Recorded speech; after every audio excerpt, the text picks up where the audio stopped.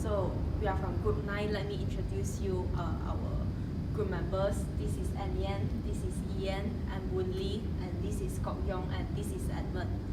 So stay tuned for our video. Thank you.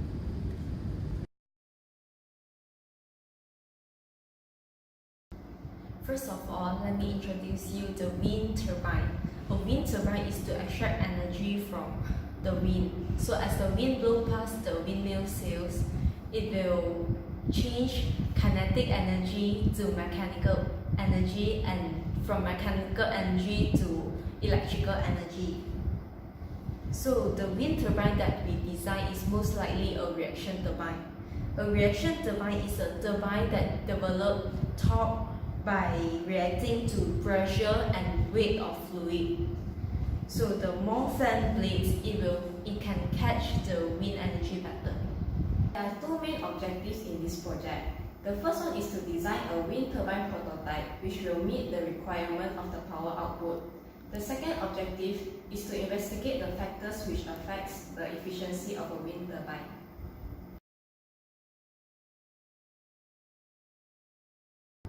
Let us talk about the factors that will affect the performance of the wind turbine.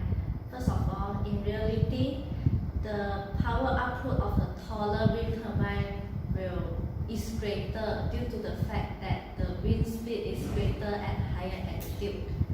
The blade strength also should be strong enough to withstand the strong wind, and the blade size should be larger to capture more kinetic energy of the wind. Last but not least, the cooler the air temperature, the denser the air. This will increase the power output of the wind turbine. The materials and tools needed to make the turbine are plastics robot, scissors, cutter, and hot glue gun.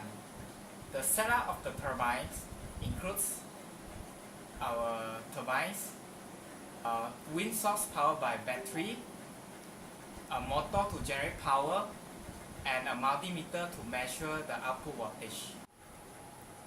In order to make this turbine, firstly we draw a circle with 3.5 cm radius on the paper, and a circle with 1.0 cm radius at the center, and this circle will be used as the middle part here, and the side part is divided into 8 that will be used to make the blades.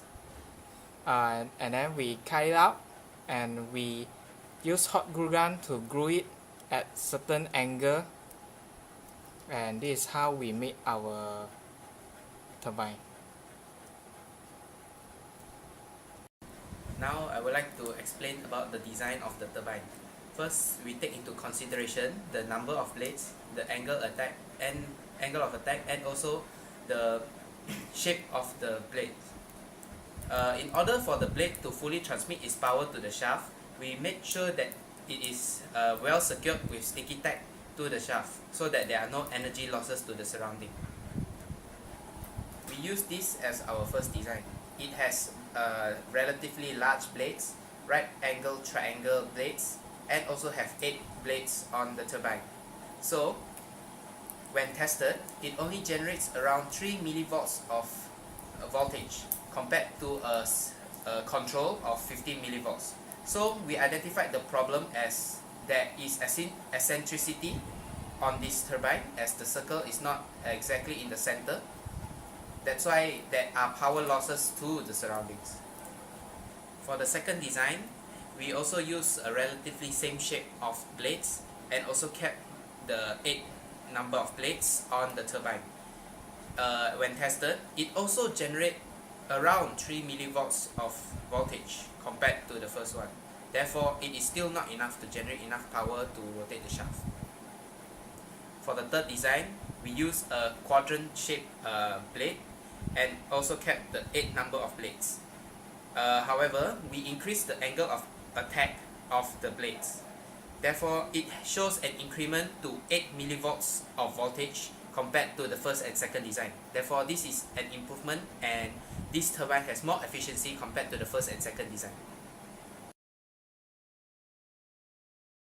take picture with you guys. With your plate and your group. 60. First I said, take your plate, the last one and last attempt. Take a picture, take a picture. There are several factors affecting the efficiency of a turbine.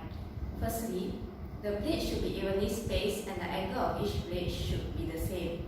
Secondly, as the number of blades increases, the power output of the wind turbine increases as well as more wind is captured.